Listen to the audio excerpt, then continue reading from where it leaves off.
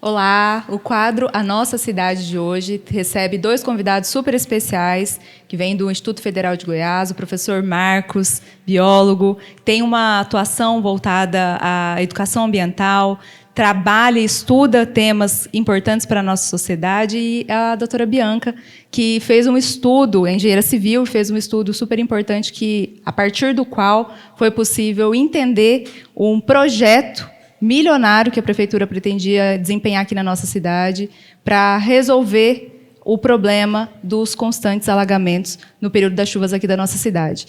Para começar essa conversa, eu queria que você, professor Marcos, contasse um pouquinho da sua trajetória, de onde surgiu essa ideia de estudar esses temas que, como eu disse, são tão caros à nossa sociedade, esse tema das chuvas, da drenagem urbana. Conta para a gente. Antes de mais nada, delegada Fernanda, eu queria agradecer, o convite, estar representando aqui o Instituto Federal de Goiás, os pesquisadores, que estão trabalhando nesse tema aqui na cidade. É muito importante para mim, traz uma responsabilidade. Nós vamos tentar aqui trazer alguns pontos desses que a gente levantou durante todo esse processo. Mas eu queria dizer que, na verdade, o nosso estudo com o córrego Josefa Gomes, a própria Mata da Bica, ela vem desde a criação do IFG. O IFG chegou aqui na cidade em 2011, que ele realmente efetivou o funcionamento. Em 2010 já funcionou, mas em 2011 foi o ano que começou a funcionar os cursos, e a partir já desse segundo ano de funcionamento do IFG, os professores já começaram a trabalhar temas da cidade. O Instituto Federal de Goiás ele veio para a cidade justamente com esse intuito, de estudar os problemas da cidade, o que o IFG poderia ajudar. E aí, dentre esses temas, de vários temas que nós temos aqui para trabalhar na cidade, veio o tema ambiental.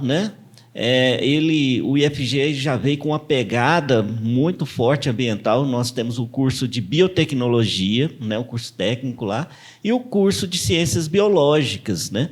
Então, a gente já começou a publicar alguns papers, algumas notícias sobre a nossa visão do meio ambiente de Formosa. E assim nós começamos esse estudo, E ele foi se intensificando assim com que os nossos alunos começaram a se formar. E esse trabalho, então, na verdade, ele vem muito dos projetos, dos trabalhos de conclusão de curso dos nossos alunos, que nós, professores, acabamos orientando esses alunos. Então, vieram alguns alunos que vieram trabalhando com esse tema do Josefa Gomes. Isso é tão importante, professor? Porque a universidade ela vem para trazer não apenas o ensino, mas o ensino, a pesquisa e a extensão. Isso. Então, vem, através desses alunos, estudar temas que são caros àquele local onde está inserida a universidade, onde está inserido o Instituto Federal de Goiás, e prestar esse serviço. Foi, inclusive, isso que aconteceu também com a Bianca, no seu trabalho de conclusão de curso, na sua graduação em Engenharia Civil. Você falou sobre esse tema da canalização do córrego Josefa Gomes. Conta um pouquinho como que chegou esse tema, como que foi para você estudar esse assunto, e que depois serviu de subsídio, inclusive, para uma decisão judicial aqui na nossa cidade. Primeiramente, boa noite. Obrigada pelo convite, pela oportunidade de estar aqui. Esse estudo ele começou como uma iniciação científica. Os IFs eles têm esses projetos para os alunos entrar nesse meio científico, fazer pesquisas. Então, foi uma ideia do meu orientador, foi o Bruno, que ele é engenheiro hidráulico, e ele queria estudar o canal, estudar de uma maneira estrutural, voltado para a engenharia civil. Então, a gente teve uma hipótese, sempre que vai começar um estudo científico, a gente parte de uma hipótese de que o canal não tinha tamanho suficiente para receber toda a água que chega até ele. Então, a partir dessa hipótese, a gente começou a estudar. Só que se mostrou um estudo bem complexo. Eu precisei do auxílio de outros professores. Então, teve o auxílio do professor João, que é engenheiro agrimensor, e da professora Carolina Yoshi, que ela é engenheira ambiental, se eu não me engano. Porque esse estudo se tornou muito complexo pela falta de dados. A gente tentou encontrar projetos do canal e não tinha, então a gente teve que fazer todo um levantamento topográfico, assim, pegar as medidas, pegar as inclinações, todos os dados a gente teve que pegar em campo. E ver a capacidade do canal foi mais simples, mas ver a quantidade de água que chega até ele, que foi um estudo mais complexo, e devido a isso, né, devido a toda essa complexidade, se tornou o meu trabalho de conclusão de curso. Então, foi uma pesquisa que durou 1 ano e meio, e, como eu disse, teve a ajuda de diversos profissionais, e o resultado final é que, de fato, o canal ele não tem tamanho suficiente para receber a quantidade de água que chega até ele. E o resultado são os alagamentos, principalmente no período das chuvas, né, que se agravam no período das chuvas. Bianca, eu queria que você comentasse, a Bianca ela é estudante, né, formada pelo Instituto Federal de Goiás, em Engenharia Civil, e eu tive o privilégio, a honra, professor Marcos, de homenageá-la no final do ano passado com o título de cidadã formosense. Muito merecido. A Bianca, ela não nasceu em Formosa por uma questão de destino, né, que teve que sua mãe teve o parto em Brasília, mas eu queria que você contasse um pouquinho da sua trajetória, principalmente para inspirar mais meninas, jovens que estão entrando aí nessa fase do vestibular também, conhecer um pouquinho da sua história. Você estudou em escola pública, como foi esse processo até ser aprovada no IF e agora já ser uma engenheira formada com essa bagagem e tão jovem e já trazendo tanto para a nossa sociedade, contribuindo tanto para a nossa cidade de Formosa. Assim, como você disse, né, o parto teve que ser em Brasília devido a risco de vida da minha mãe. Mas a vida inteira eu cresci em Formosa, convivi em Formosa e tive todos os meus estudos aqui. Não sei se alguma ex-professora minha vai estar escutando, mas eu estudei no Maria Alícia durante todo o ensino fundamental. Tenho uma gratidão enorme, queria até mandar um beijo para todas elas, que foram as que me iniciaram nos estudos. E chegou o Instituto Federal em Formosa, como o professor Marcos disse, em 2011, e foi um sonho para mim. Quando eu conheci, a gente esteve conhecendo o IFG, eu conheci o local, eu vi aquilo, eu pensei, é outro mundo, eu quero estudar aqui, e eu estudei lá. Minhas primeiras iniciações científicas foi no ensino médio. Eu comecei estudando sobre desigualdade de gênero nas escolas, com a professora Kate. Depois eu vi que eu fiz o curso de biotecnologia, vi que eu não tinha tanta afinidade com a área de biologia, então eu fiz o curso de engenharia civil. Assim, eu fui da segunda turma, também foi algo que começou, já falei, eu tenho que entrar nesse curso. E assim, eu tive para ser aprovada, você fez qual? Foi o vestibular? Foi Enem? Como que foi para ser aprovada no IF, poder estudar lá? No ensino médio foi o vestibular do próprio IF, né, a prova interna, e para a faculdade foi pelo Enem. Então, como eu falei, foi um sonho e eu estudei bastante. Tem gente que fala assim, não, nem precisei estudar. Eu não fui uma pessoa dessa, eu estudei bastante para poder passar, consegui passar, e todas as oportunidades que apareceram lá dentro, graças a Deus, eu consegui aproveitar, né? Maravilhoso. Educação pública de qualidade. Né, professor? Mas é como a gente importante, precisa disso. Ela falou que não tinha muita afinidade, mas a gente acabou puxando ela para a área ambiental de novo. Quis o destino, né? Que ela não conseguisse se afastar tanto. Veio estudar de novo o meio ambiente, né? Tangenciando o seu estudo no seu trabalho de conclusão de curso. A gente sabe, né, no período das chuvas aqui na cidade, todo mundo mora aqui. Quem vivencia a realidade, anda pelas ruas da cidade, sabe o que acontece quando chove, né? Os alagamentos, pessoas que ficam ilhadas, perdem tudo, casas que são tomadas ali pela água, áreas críticas aqui na nossa cidade. E nós assistimos esses problemas, a gente sabe que existem. Quais exatamente são esses problemas que acontecem hoje, nesse período das chuvas, e que afetam aí essa vazão do córrego Josefa Gomes?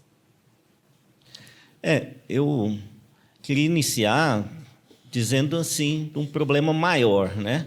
Que eu acho que não é só de Formosa, né? É de várias cidades do Brasil e também de outros países, que é a gestão das águas pluviais, né? A cidade ela vai crescendo. Explica o que é gestão de águas pluviais, então, professor. Esse cuidado, né, que a prefeitura, né, que o Estado tem que ter com o destino das águas da chuva, principalmente, né? Essas águas da chuva, ela tem que ter um processo, né, de gestão para que ela não caia no rio de uma vez só. É o que acontece hoje em Formosa. Vem um volume, quando chega a chuva, vem um volume de água muito grande para dentro do rio. Formosa, ela é um vale, né? E o rio ele fica ali naquela parte mais baixa da cidade. E a cidade hoje muito impermeabilizada, ou seja, né, toda asfaltada, as casas, né, todas cimentadas, e essa água da chuva ela acaba então chegando no rio, no Josefa Gomes, que atravessa a nossa cidade. E nós falamos muito durante esse processo que, na verdade, o Josefa Gomes ele é vítima também, né? Ele é vítima desse processo de adensamento da cidade, crescimento desordenado, não planejado, né? Nós temos ali casas que estão invadindo a área de proteção ambiental, né, mínima, que é garantida por lei.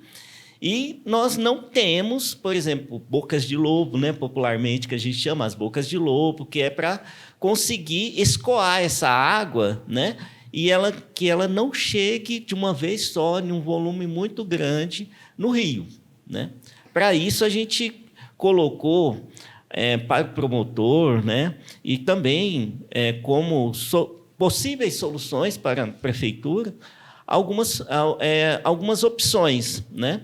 Algumas dessas opções já até existem na cidade, que são os lagos que tem aqui. Então, o Laguinho do Vovô, o Laguinho do Abreu, Mata da Bica. a Mata da Bica, né? O próprio Lago da Mata da Bica, que são lagoas no qual a água da chuva chega e ali ela vai diminuir a velocidade para ir para o leito do rio, né? Mas não é suficiente ainda, porque a cidade cresceu muito, muitas ruas impermeabilizadas.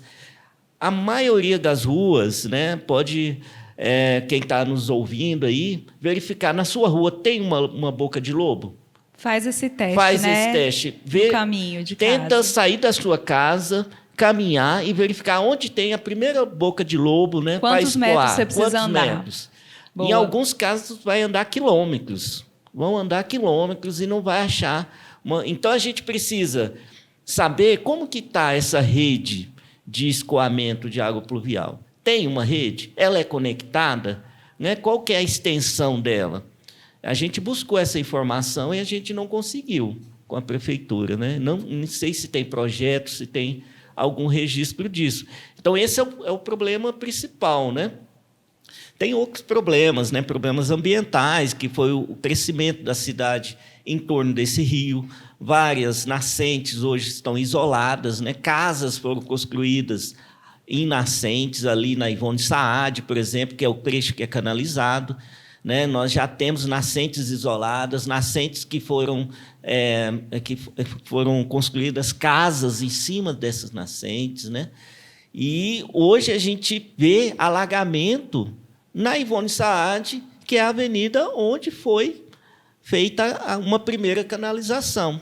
Daí foi o nosso primeiro argumento. Olha, está vendo? Não funciona. Na avenida que tem a canalização, ocorre alagamento. Mas não é só ali, né? É insuficiente. A pergunta que a senhora fez, ocorre alagamento em várias ruas da cidade de Formosa, né?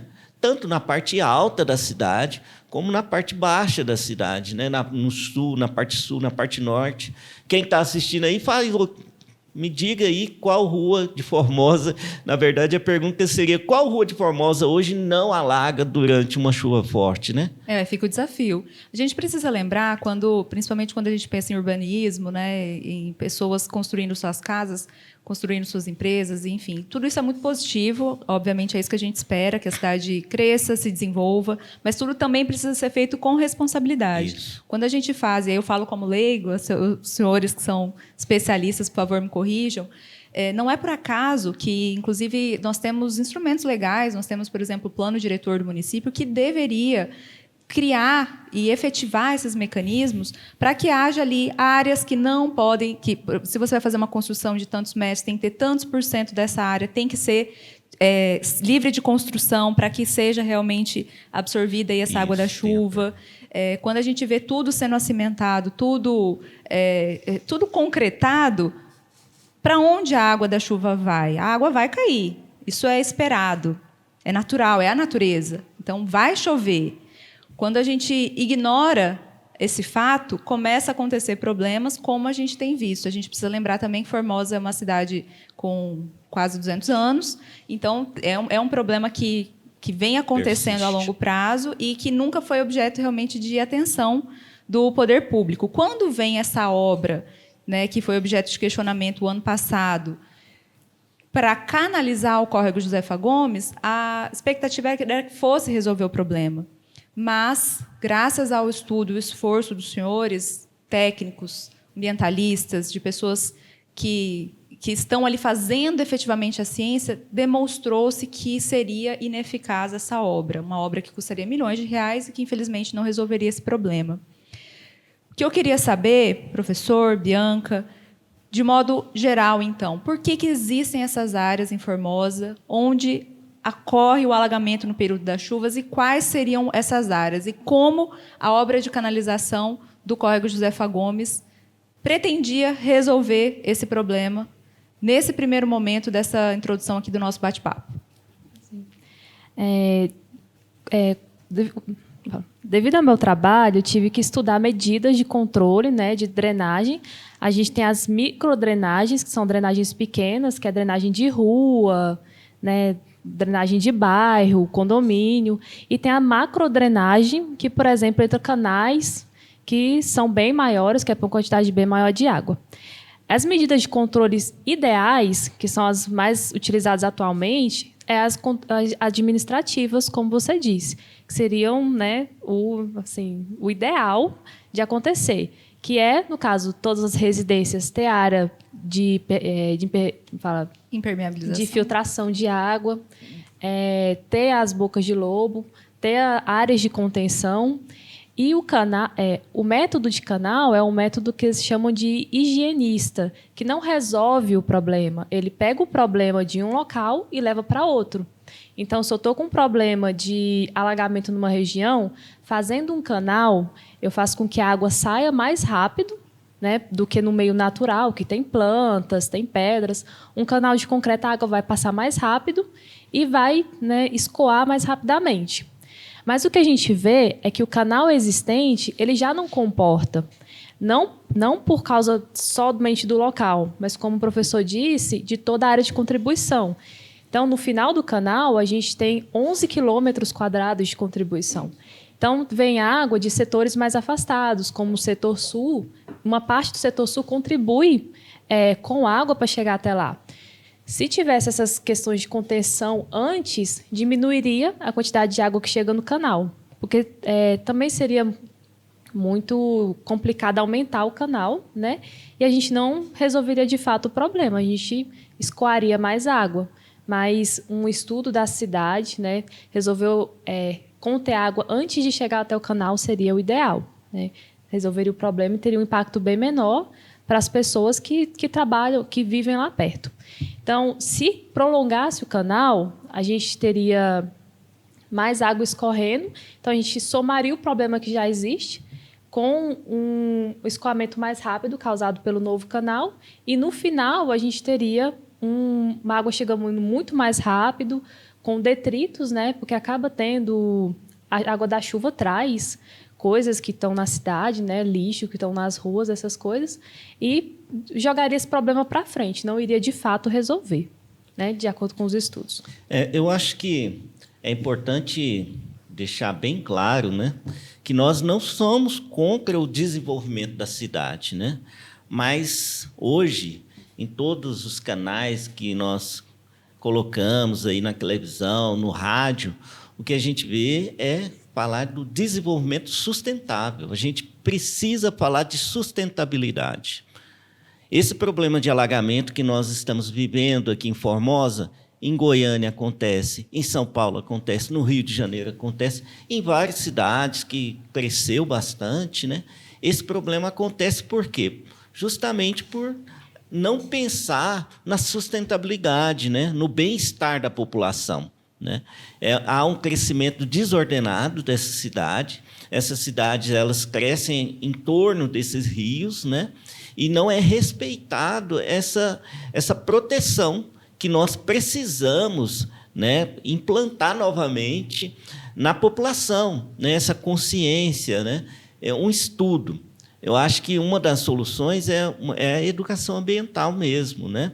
Mas ainda voltando na sua pergunta, eu acho que ali os bairros que mais são atingidos, né, é o Parque União, ali, a Vila Aurora. Então, a gente tem ali um problema na Vila Aurora, que tem algumas casas que foram construídas dentro da área de proteção do rio, né? E, então, essas pessoas, eu não sei se elas compraram esses lotes ou se, né, chegaram na cidade e ali fizeram suas casas. E, então, quando acontece a chuva, elas são as primeiras a serem atingidas, né? Porque toda a água ela vai para o canal do rio e aí começa ali aquele alagamento que causa danos, né, para os móveis, para o imóvel dessas famílias. Mas a cidade toda ela é afetada por isso, justo por conta que eu já comentei que as ruas não têm um processo de drenagem, né? Hoje nós temos tecnologias na área da engenharia, de asfalto que é permeável, né?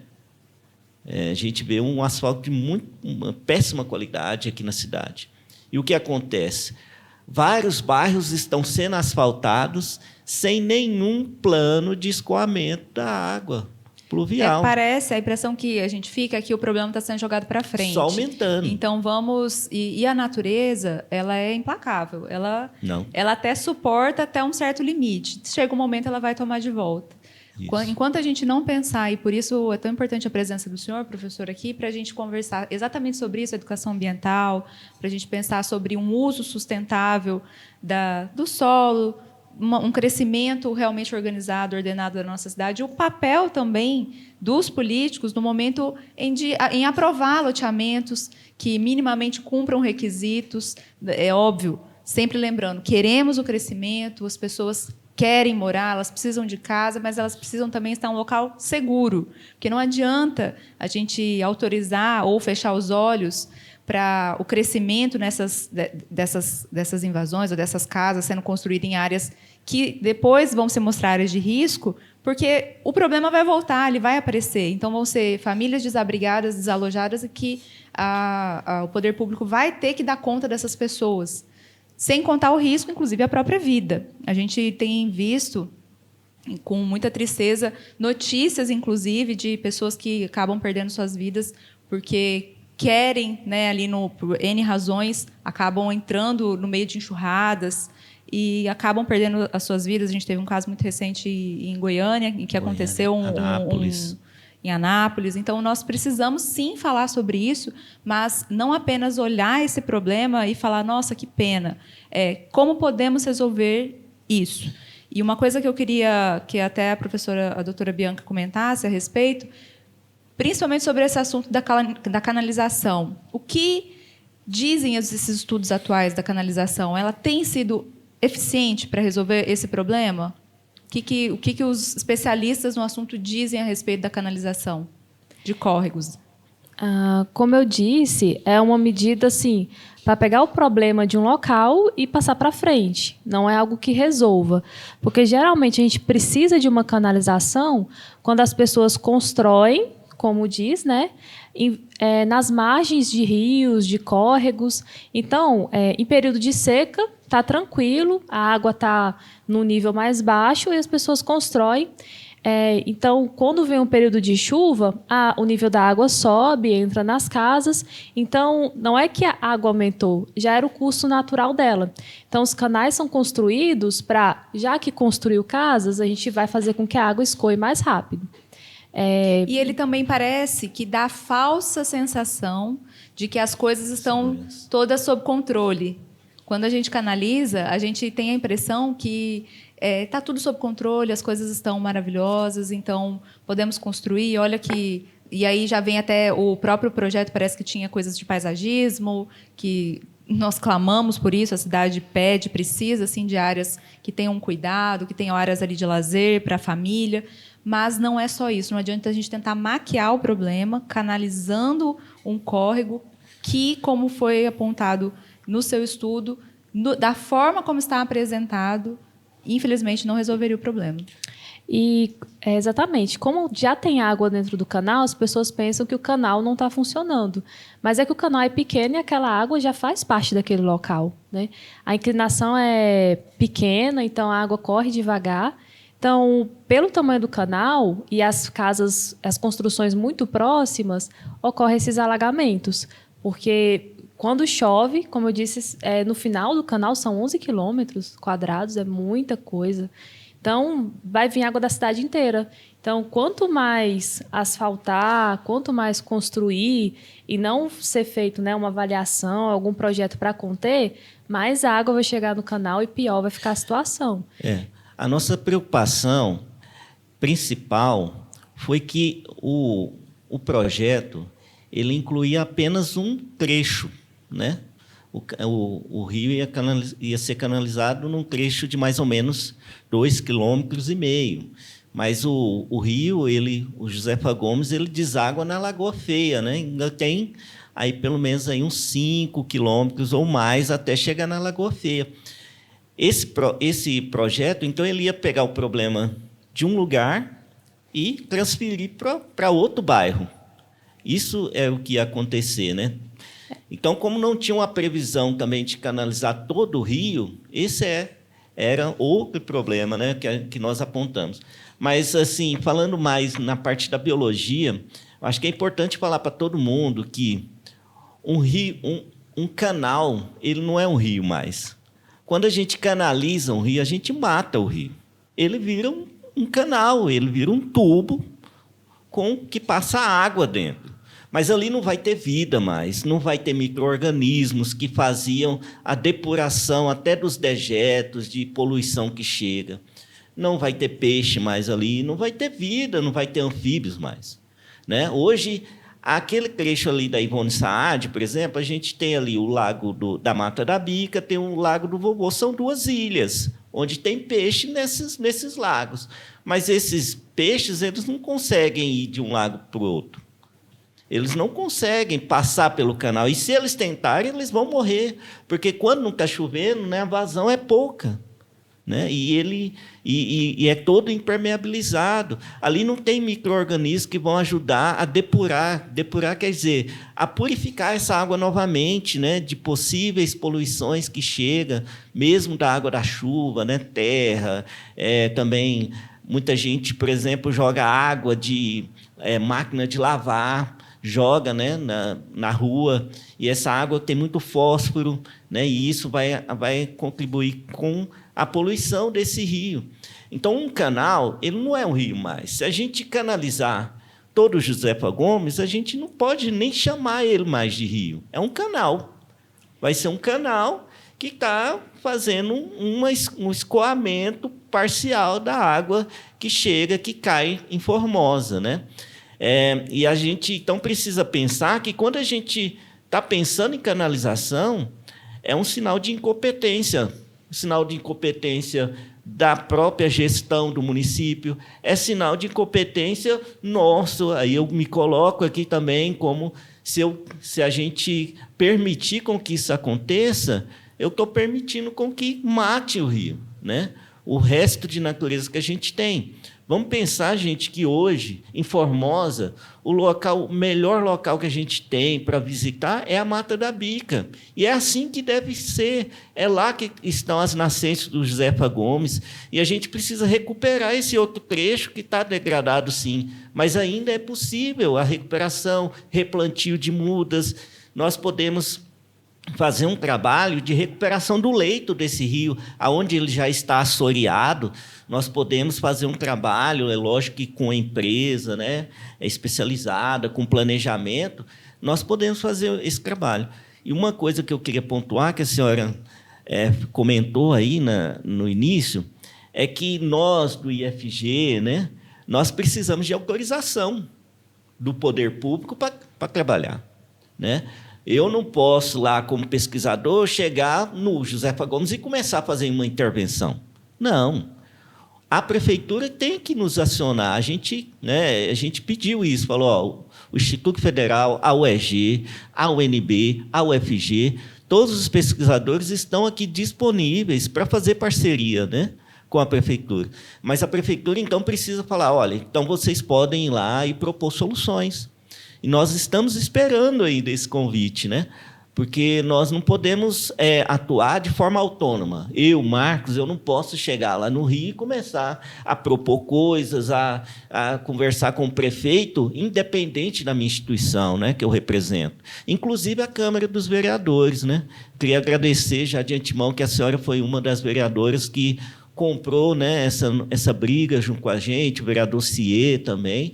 Mas nós temos quantos outros vereadores? Nós somos 19. 19. Tem a Simone, a vereadora Simone, né? A vereadora Simone também nos deu apoio, mas foram 3. Nós precisamos, por exemplo, fazer audiências dentro da Câmara para discutir o assunto. Será que tem dinheiro destinado esse ano para esse projeto de canalização? Será que nós podemos pegar esse dinheiro e usar de outra forma, tentar uma alternativa antes de canalizar, antes de matar o rio? Inclusive, essa é uma das perguntas que eu gostaria que vocês comentassem. Quais soluções para minimizar ou impedir essas enchentes agora? Porque o problema está aí, vai continuar chovendo, nós estamos terminando aí o período das chuvas, mas o ano que vem vai voltar de novo. E aí? O que a gente pode fazer? Quais soluções a gente pode apresentar, pelo menos para tentar minimizar, nesse momento, esse problema dos alagamentos? Então, medidas de engenharia, né, que seriam para resolver o problema, e medidas administrativas, ambientais, elas levam tempo. Precisa de uma série de estudos, porque a gente tem muitas opções, mas tem que ser estudado, ver qual que é a mais viável, qual que atende financeiramente, dá para empregar na cidade e tem um menor impacto na comunidade. Mas, a curto prazo, iniciar esses estudos e retirar mesmo as pessoas que estão nos locais de alagamento. Porque leva tempo para até se resolver esse problema. Precisa de um grande esforço e uma grande parceria. Professor. Inclusive, nós apontamos algumas áreas próximas, né, do próprio Josefa Gomes, mas que não está dentro da área de proteção permanente do córrego, que pela própria legislação do município é de 50 metros, de cada margem, né? 50 metros, ele tem que ser preservado. Então, muito, é pouco, é adequado, é inadequado? Outras cidades, qual que é a média? A lei está toda certa. O que precisa é cumprir, é fiscalização, falta fiscalização, né? Então, essas pessoas que estão com esse risco de alagamento, elas estão dentro dessa área de proteção do rio, né? Nós precisamos saber como essas pessoas chegaram lá, quanto tempo elas estão lá, qual que é a condição socioeconômica dessas pessoas, para que a prefeitura possa, então, fazer uma gestão dessas pessoas, né? Verificar aonde pode ser alocadas essas pessoas para que elas não corram risco de vida mesmo, né? Hoje nós temos famílias que correm risco de vida por estarem em áreas sujeitas a alagamento no período das chuvas, e a gente precisa, com urgência, de uma intervenção do poder público para mapear essas famílias, cadastrá-las e retirá-las o quanto antes desses locais, é isso?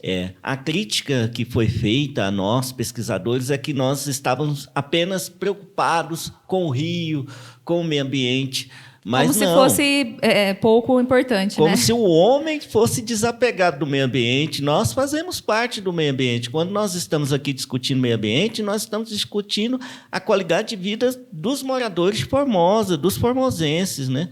E essas pessoas é o nosso foco de preocupação principal. A médio prazo, o que pode ser feito? Pode ser feito um estudo para a retirada das vegetação exótica. O que é a vegetação exótica? É aquela vegetação que ela tomou lugar das árvores nativas que tinham ali às margens do rio.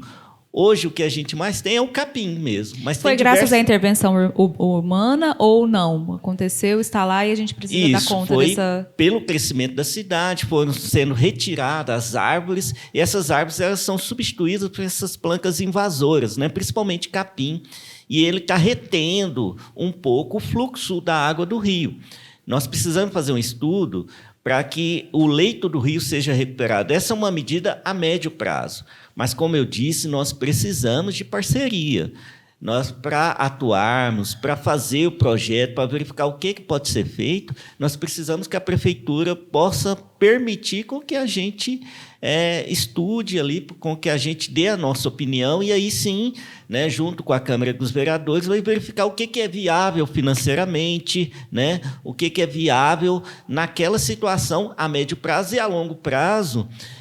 Uma solução interessante que é aplicada em várias cidades são reservatórios subterrâneos, né, em vários locais da cidade, para que a água não chegue em grande volume no rio. O que esses reservatórios subterrâneos fazem? Eles vão coletando a água da chuva em diversos pontos da cidade. Essa água da chuva, então, ela vai ficar reservada, né? Ela vai ficar armazenada, pode até ser utilizada, por exemplo, para regar os jardins da cidade, para fazer alguma intervenção em uma obra, né? E aí vai diminuir o fluxo de água que chega no canal do rio. E, dessa forma, não precisa canalizar. Dessa forma, o canal que está lá, ele também não vai trazer tantos prejuízos para a população, né? Mas, como eu disse, isso tudo são soluções que a gente está pensando, mas nós precisamos com que essa parceria se estreite, né? Talvez com a própria Câmara dos Vereadores, que possa nos ajudar, né, a fazer com que essa nossa parceria aumente, e quem vai ser beneficiado é a população de Formosa. O que a gente quer é ajudar, né, com soluções sustentáveis, que é uma forma de desenvolvimento que hoje a gente não pode mais negar, nem aqui em Formosa e nem no mundo, né? É o que a gente está vendo hoje. Pode falar. Teve um ponto importante que eu acho que eu não falei. Como que meu trabalho mostrou que não iria resolver o problema. O meu trabalho foi estudar por que a água que passa no canal sempre vaza, né? A gente, todo ano, corre chuvas e ocorre vazamento. Então, meu estudo mostrou que ele era muito pequeno.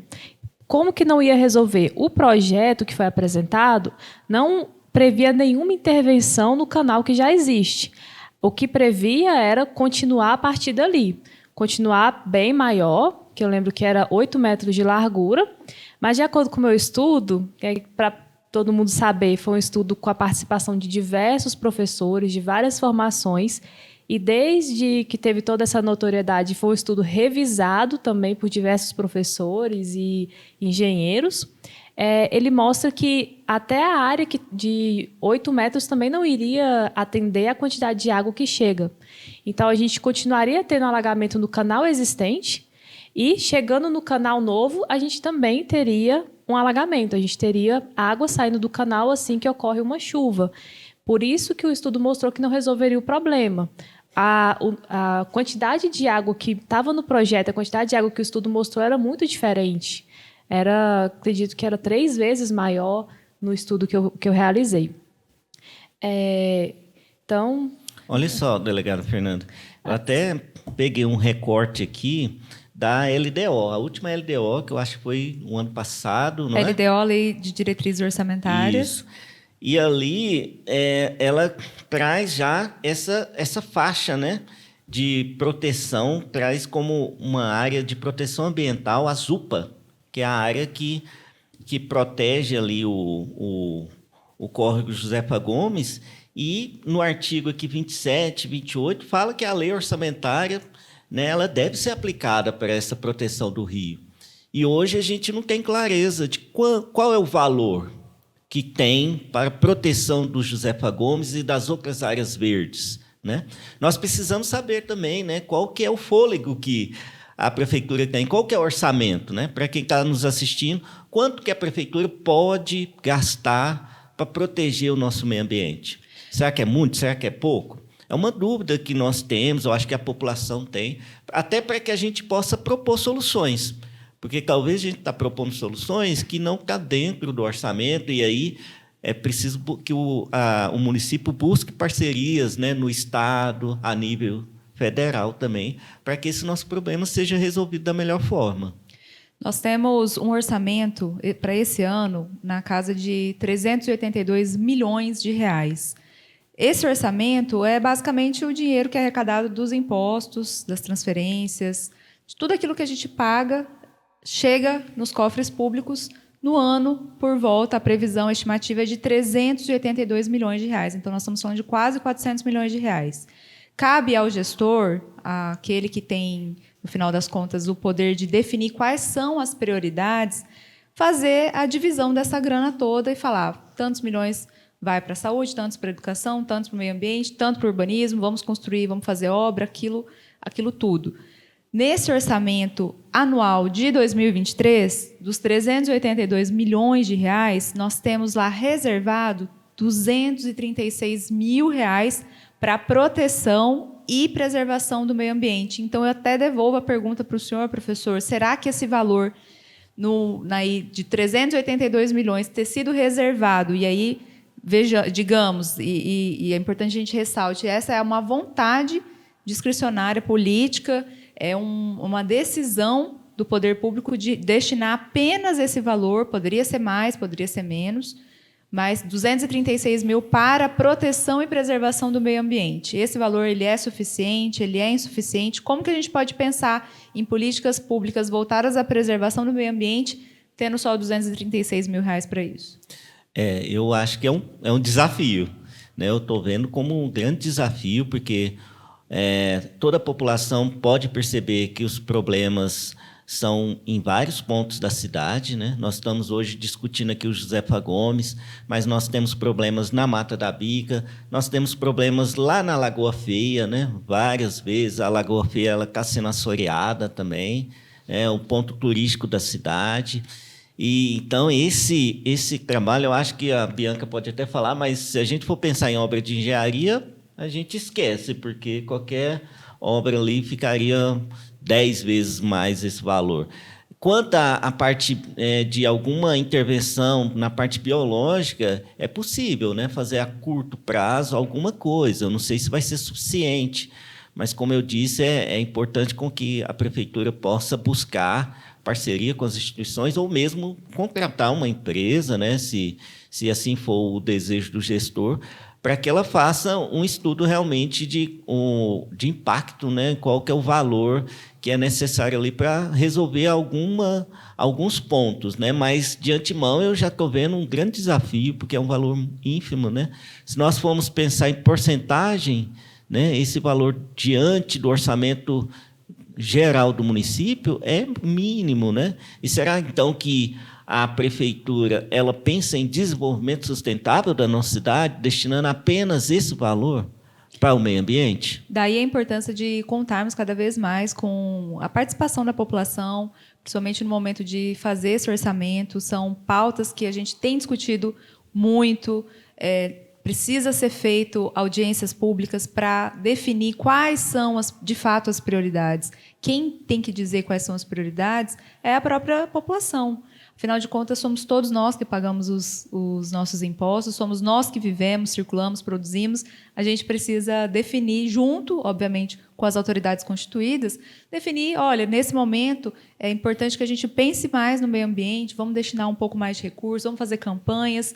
Eu suspeito, professor, e eu falo isso com muita tristeza, que nem os 236 mil reais que são aí previstos para a proteção e preservação do meio ambiente estejam sendo, de fato, utilizados. Isso é muito ruim, a gente não vê campanhas de conscientização. O máximo que eu acho que a gente vê aí na escola é lá, Semana do Meio Ambiente, pintar, cortar uma árvore, pintar um desenho de uma árvore e, né, e se vestir de alguma coisa, ou ir lá e plantar uma mudinha.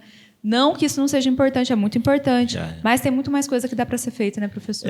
E é importante, né, dizer à população que nós do IFG, da UEG, né, que é a Universidade Estadual de Goiás, que são as duas instituições que atuaram bastante nesse processo, né, do projeto de canalização, nós não paralisamos o nosso trabalho. Nós fazemos parte do Fórum do Meio Ambiente, nós estamos lá, inclusive, né, uma pergunta que foi feita no início, como que a gente ficou sabendo? Justamente pela atuação dentro do Fórum do Meio Ambiente. Agora nós estamos no Conselho Municipal do Meio Ambiente, amanhã tem uma reunião, já participei de algumas reuniões, né, desse conselho, que é justamente dali que vão sair, né, algumas propostas, né, que a gestão tem para o meio ambiente, e nós estamos ali fazendo o contraponto. Nós não somos maioria, né? É preciso uma maior clareza na montagem desse Conselho do Meio Ambiente, como que ele é montado, né, para ter uma paridade da para que a sociedade representação, civil, né, seja da de sociedade fato civil. representada. Hoje tem um desequilíbrio, nós somos em menor número, e nós precisamos, então, com que esse conselho realmente funcione e traga soluções para a população. E nós, do IFG, eu tenho certeza também que da UEG, nós estamos lá abertos para toda a população, quem quiser saber, quem quiser conhecer mais o porquê que a gente está atuando tão fortemente para que essa obra não continue, né, que nem inicie, por conta de que a gente tem argumentos, né? Aqui, hoje, a Bianca, nós não estamos apenas dando nossa opinião. Tudo que nós estamos falando tem argumentos. A gente tem estudos por trás dessas nossas afirmações, né? Então, não é a opinião do Marcos, do professor Marcos, não é a opinião da Bianca. Nós estamos aqui respaldados por estudos, né, para dizer à população de Formosa que o dinheiro público não pode ser mal gasto. No fim de tudo, a verdade é essa, a gente não quer o mau uso do dinheiro público. E menos ainda as falsas promessas, a falsa sensação de que obra X ou Y irá resolver um problema que todos nós clamamos pela solução, mas que, infelizmente, não iria se resolver, e só foi possível saber que não iria se resolver graças à atuação de uma universidade, de estudiosos, de cientistas, com independência, com autonomia e a uma educação pública de qualidade, como a gente já ressaltou aqui, vibrou, e todos os méritos e as honras para vocês que, de fato, mostram que é possível, sim, a gente pensar numa cidade cada vez melhor. Tem algum projeto viável como gestor do município? Dá para fazer projetos? Quais seriam algumas boas práticas que já existem em outros municípios? O senhor já citou algumas, mas vamos retomar aqui rapidamente algumas ideias para mostrar que o problema ele tem solução, sim, dá para ser feito. O que a gente pode pensar como gestor do município, esses projetos viáveis para resolver o problema das enchentes e dos alagamentos que a nossa cidade sofre toda a época de chuvas aqui. Pensando especificamente no canal, né, o ideal seria diminuir a quantidade de água que chega até ele. Porque aumentar ele seria inviável e também seria muito impactante para o meio ambiente. Então, o ideal seria diminuir a quantidade de água, como ele diz, com o sistema de drenagem na cidade. Toda a área que contribui para o canal e outros setores também que são atingidos, um sistema de microdrenagem, de bocas de lobo, de sarjetas, iria auxiliar muito e diminuiria até um pouco a degradação do asfalto que acontece. Alguns lagos, né, professor, como você disse, espalhados em locais estratégicos, que os professores poderiam auxiliar, fazer um estudo, levantar quais locais teriam um impacto maior para diminuir essa vazão. E também, quando for asfaltar, quando for construir, ter as medidas administrativas de verificar se é viável, se tem sido feito de forma sustentável, se as casas têm algum local de infiltração para que não vá tudo para a rua, se, né, tem como, antes de asfaltar, já fazer esse sistema de drenagem, de esgotamento, que sai mais barato do que fazer depois, né? Construir para quebrar depois, né? O que dá para fazer que o poder público pode fazer é planejar, fiscalizar. O que a gente pode contribuir é conscientizar as pessoas e, né? Eu acho também que nós falamos aqui bastante do que o poder público pode fazer, mas também a população, ao construir suas casas, também pode tomar algumas medidas que vão minimizar esse problema. Por exemplo, construir também em suas casas um reservatório subterrâneo, né? Um jardim de chuva. Pesquisem aí, quem estiver assistindo a gente, jardim de chuva, o que é, né? Que são medidas de diminuir essa água que chega nas ruas, né? Que vem das casas nas ruas. Esses grandes condomínios, por exemplo, que estão sendo construídos na cidade, eu acho ótimo, né? As pessoas querem morar bem, mas esses próprios condomínios, será? Quantos condomínios desses que nós temos na cidade de grande luxo que tem alguma medida sustentável para a gestão das águas? Será que algum desses tem lá um reservatório, por exemplo, subterrâneo para armazenar água da chuva? É uma pergunta. Será que... E se não tem? Né? Eu não estou ocupando. Será que eles não podem fazer isso para ajudar a cidade, já que, né, estão chegando aqui com esses projetos, né, de urbanismo? Então, nós precisamos também conscientizar a população, né, trabalhar em conjunto. E aí, delegado Fernando, eu acho assim, que é um ponto muito importante que a senhora levantou agora, a prefeitura tem pouco dinheiro destinado. As instituições, a UEG, o IFG, são instituições sem fim lucrativo. Nós não vamos ganhar dinheiro fazendo estudo para a prefeitura. O que nós queremos é ajudar a cidade. Por que não a prefeitura firmar essas parcerias? Né? Que ela vai diminuir os custos. Se contratar uma empresa particular, a empresa vai cobrar para fazer o estudo, depois vai cobrar para fazer o projeto, depois vai cobrar para executar a obra. Nós, aqui das instituições, talvez nós podemos solucionar esses dois primeiros passos, que são os estudos e até os projetos. Nós temos engenheiro civil, nós temos engenheiros ambientais, nós temos biólogos, né, no IFG, na UEG, que vão fazer esse trabalho gratuitamente. Por que a gente faz isso? Porque nós precisamos que os nossos alunos, os nossos estudantes, os nossos futuros profissionais possam atuar na profissão. Ao mesmo tempo que a gente está contribuindo com a cidade, a gente está contribuindo também com a formação dos nossos estudantes. Os nossos estudantes precisam praticar a profissão que eles estão sendo formados. E é aí que entra o interesse da instituição. Nós não estamos aqui para fazer política, né, para fazer oposição a ninguém. Nós queremos o sucesso da cidade, o desenvolvimento da cidade. O que nós estamos aqui buscando é áreas para que nossos alunos possam trabalhar e, ao mesmo tempo, trazer soluções. Pode ser que a gente não encontre uma solução viável a curto prazo, a médio prazo. Pode ser. Mas é uma tentativa. E nós precisamos fazer, né? Precisa ser feito. Algo precisa ser feito. Se a gente não der o primeiro passo hoje, daqui a 10 anos nós vamos voltar nesse local para conversar de novo e ainda vamos estar falando sobre as mesmas coisas. O senhor levantou um ponto super importante que diz respeito a essas possibilidades, né, das próprias pessoas nas suas casas, de colocarem algumas medidas para cuidar do meio ambiente, então fazer esses reservatórios de água, uso da energia solar também. Nós fizemos um projeto de lei e encaminhamos para o Poder Executivo que diz respeito ao IPTU verde, é chamado IPTU verde.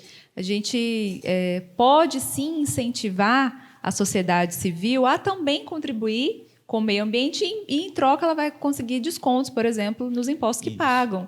Então, são boas práticas que já existem.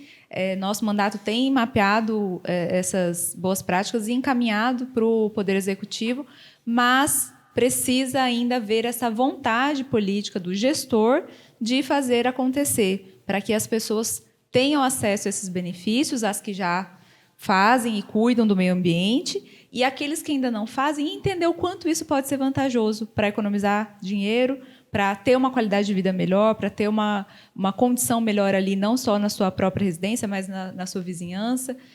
A partir daí é que a gente consegue mudar, pelo menos um pouquinho, dar um primeiro passo, mudar toda a nossa consciência ambiental e, obviamente, a nossa cidade. Passando já para as considerações finais, só posso agradecer a vocês por disponibilizar o seu tempo, o seu conhecimento, vir conversar um pouco conosco a esse respeito, esse tema que é tão caro para a nossa cidade, que não tem como fechar os olhos, basta chover, a cidade alaga, as ruas alagam. E, mais do que isso, é necessário entender que esse problema tem solução. É possível, sim, resolver o problema e não é porque sempre foi assim que sempre vai ser assim.